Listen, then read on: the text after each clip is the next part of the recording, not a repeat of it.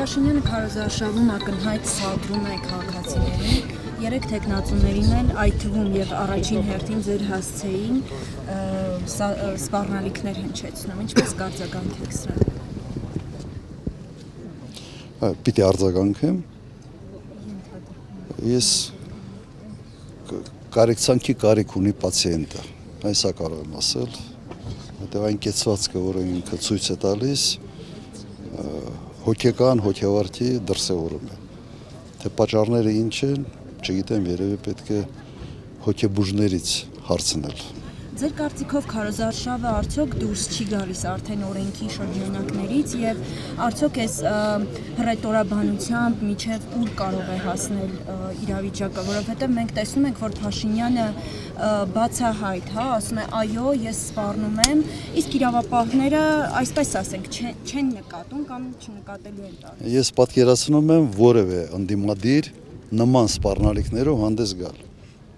Արդեն կանոնավորված կլիներ։ Եվ ոչ միայն ինքը։ Ենթադրում եմ, որ բարեկամներից էլ ինչ-որ որոշ մարդկանց հետ կտանեին։ Սա վաղուց արդեն օրենքի շրջանակներից դուրս է եւ կարծում եմ, որ մեր ժողովուրդը պիտի համաչափ արձագանքի։ Եվ այդ համաչափ արձագանքելը ԿՊ-ին ապտակելն է հունիսի 7-ին։ Եվ եթե թույլ տաք վերջին հարցը, նրանք ասում էին քաղաքացիները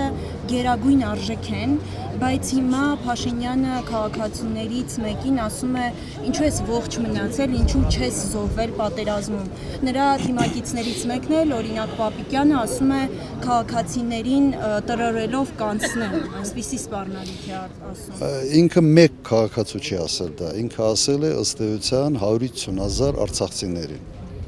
Ասել է, թե ինչի չեք զոհվել։ Եվ դրանով ինքը ասել է նաև շատ ավելի մեր քաղաքացիներին, որոնց քաղաքացիների նախնիներին, որոնք ժամանակին լքել են Թուրքիա հենց նույն պատճառով։ Կամ պետք է զոհվեին,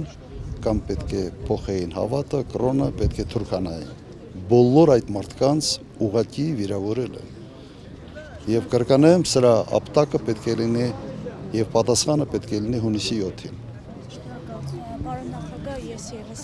մեկ հարց ունեմ ձեզ, գիտեք Նիկոլ Փաշինյանը քարոզարշավի տրամաբանության մեջ շատ է անդրադարձ կատարում մարտի 1-ին, ըստ ձեզ ինչ է նա ակնարկում, երբ ասում է մարտի 1-ը ըստ էության ամբողջությամբ բացահայտված է եւ ձեր կարծիքով արդյոք բացահայտված է մարտի 1-ը եւ երեք նա իր այդ ջղացքումների ընթացքում նաեւ ձեր անունն է հիշատակում, անընդհատ ասում է, որ պետք է նստեցնել տածես նման այսպես սպառնալից հայտարարություններ է անում։ Արի այդ թեմայի մեջ ենք։ Մարտի 1-ի որևէ սպանություն բացահայտված չի։ Եվ իրենք չեն խորանում այդ հարցերի մեջ մեկ պատճառով։ Իրենք իրենց վրա դուրս չգալու համար։ Դա շատ հայտնի բանաձև է։